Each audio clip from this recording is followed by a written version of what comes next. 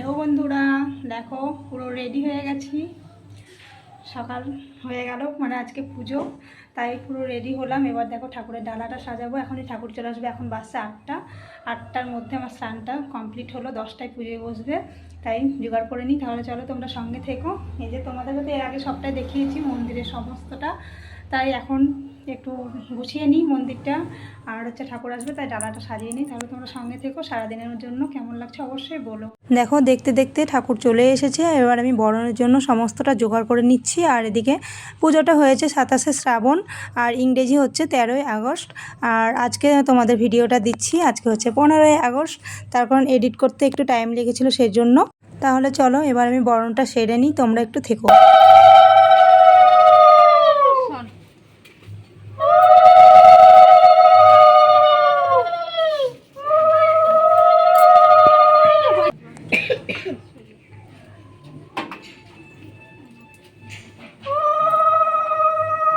শঙ্খটা বাজান তো, দে এটা দিদাকে বাজা। এই শঙ্খ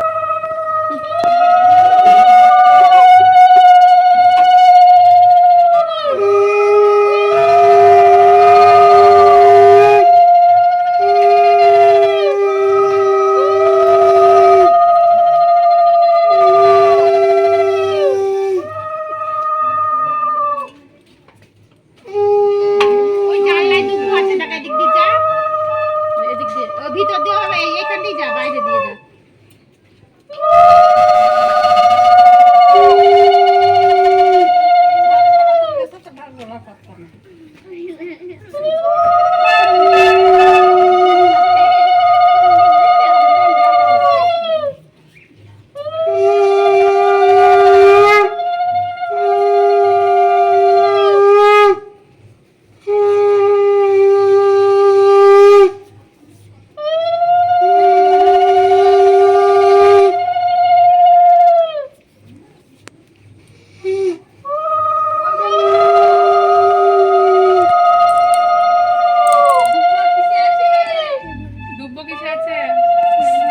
তোমরা যারা এতক্ষণ ধরে আমার ভিডিওটা দেখেছো তাদেরকে বলবো পুরো ভিডিওটা দেখার চেষ্টা করো। মায়ের মহিমা কতটা তোমরা অবশ্যই জানতে পারবে।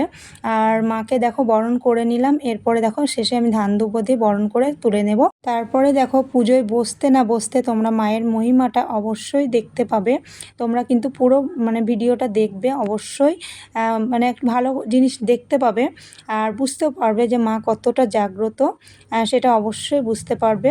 তার জন্য পুরো ভিডিওটা দেখতে হবে। আর তোমরা একটা জিনিস লক্ষ্য করছো হয়তো, দেখো বেহুলা লক্ষিন্দরের হাত এবং গলা দুটোই কিন্তু ফাঁকা করে রেখেছে। তার কারণ এটার একটা কারণ আছে, তোমরা ভিডিও দেখলে অবশ্যই বুঝতে পারবে, আর সবটা তোমাদেরকে বলবো।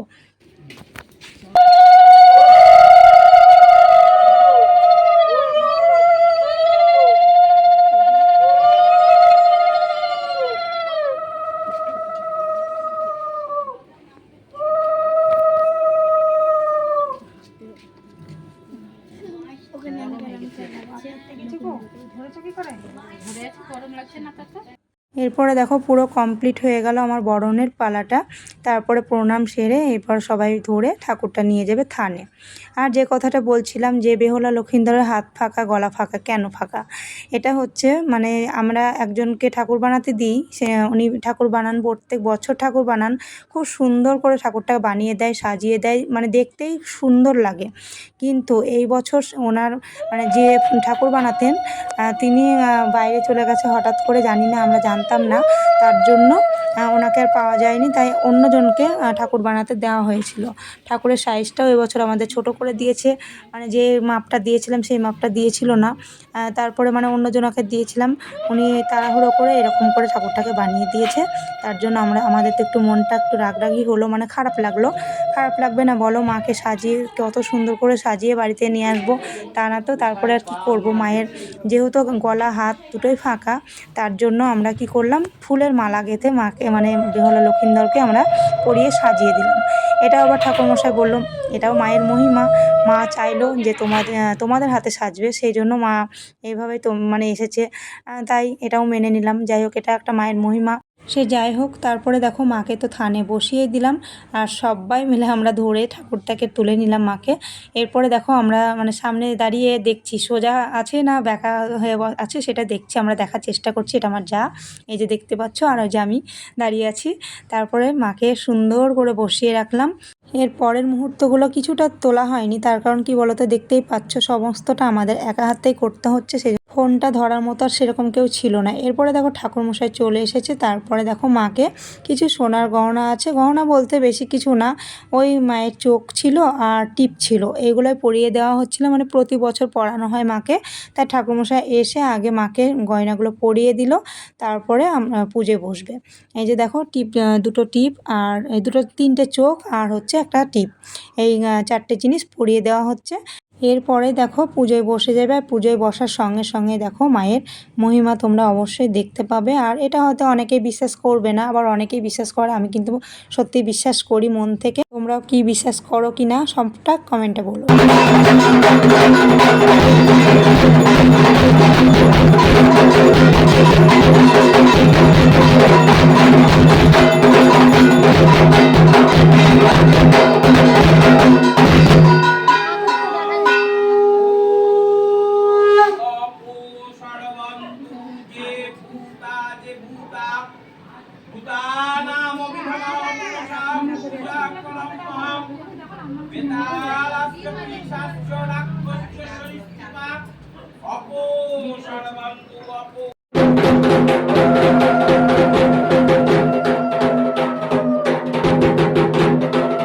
এবার দেখো মালাটা পরিয়ে দিচ্ছে মাকে।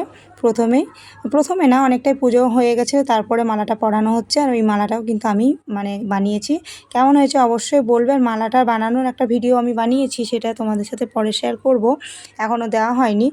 এই মালাটা কেমন হয়েছে অবশ্যই বলবে। প্রচুর ফুল পেয়েছিলাম জানো, প্রথমে ভেবেছিলাম ফুল পাবোই না, কিন্তু প্রচুর জবা পেয়েছিলাম। আর এই পদ্ম ফুলের মালা মনে করলাম মাকে ভালো করে পরাবো, কিন্তু পদ্মটাই পাওয়া যায়নি। পদ্মটা তো এমনি এমনি বাড়ির আশেপাশে গাছে পাওয়া যায় না, সেই জন্য বুঝেছো, এটা তো কেনা ফুল, তাই কেনা ফুল এটা পাইনি বেশি। তাই দেখো তাও যে কটা পেয়েছি ভালো ভালো পাইনি, তাই যাই হোক মাকে পরালাম। আর এই যে বেহুলা লক্ষিন্দরের জন্য ছোট্ট ছোট দুটো মালা বানিয়ে নিয়েছি, আর মায়ের জন্য শুধুই জবা ফুলের, মানে জবা ফুলেরই মালা। প্রচুর ফুল পেয়েছিলাম, আর তোমাদের সাথে তো অবশ্যই শেয়ার করব। এরপরে এর মাঝে আর কিছুই দেখাতে পারিনি, একেবারে আরতি হচ্ছে দেখো।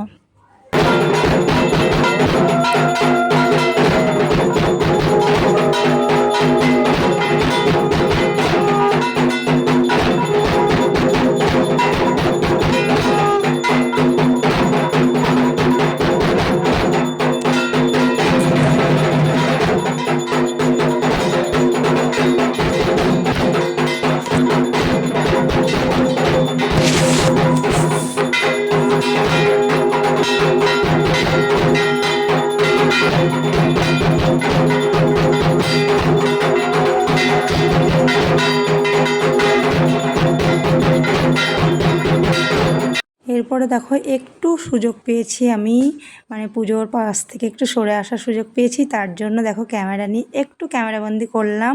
আমার বোন, আমার বৌদি, আমার দিদি সবাই এসে ধরো অনেক রান্নার দিকে ওদেরকে দায়িত্ব দিয়ে দিয়েছি। এটা কে বলো তো, এটা হচ্ছে এসপি হালদার, আমার বোন এই হচ্ছে।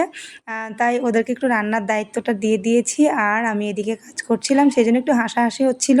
আর সবাই এক জায়গায় থাকলে তো হাসাহাসি হবেই, তাই না বলো। এরপরে দেখো যজ্ঞটা হচ্ছে। এরপরে আমি তার আগে কিছু আর তুলতে পারিনি, মানে অঞ্জলি হয়ে গেছে, অঞ্জলি হওয়ার পরে কিন্তু যজ্ঞটা হচ্ছে। যজ্ঞ হলে পুজো কমপ্লিট হয়ে যাবে, তাই তোমাদের সাথে এটুকু শেয়ার করলাম। ভিডিওটা পুরোটা কেমন হলো অবশ্যই বলবে। আর হ্যাঁ, রান্নায় ছিল লুচি, ঘুগনি, দই, মিষ্টি এই সমস্ত ছিল, আর ছিল খিচুড়ি, পাঁচ তরকারি, চাটনি, সমস্তটা ছিল। সমস্তটা তোমাদের সাথে পুরোটা শেয়ার করতে পারিনি। এই যে দেখো শেষ মুহূর্তে একটু তোমাদের সাথে শেয়ার করলাম, এগুলো রান্না ছিল, এই যে খাওয়া দাওয়া হচ্ছিল রাতে, তাই তোমাদের সাথে শেয়ার করলাম। এখানেই রাখছি তাহলে। ভিডিওটা কেমন লাগলো অবশ্যই বলো, ভালো লাগলো লাইক কমেন্ট শেয়ার করে পাশে থেকে।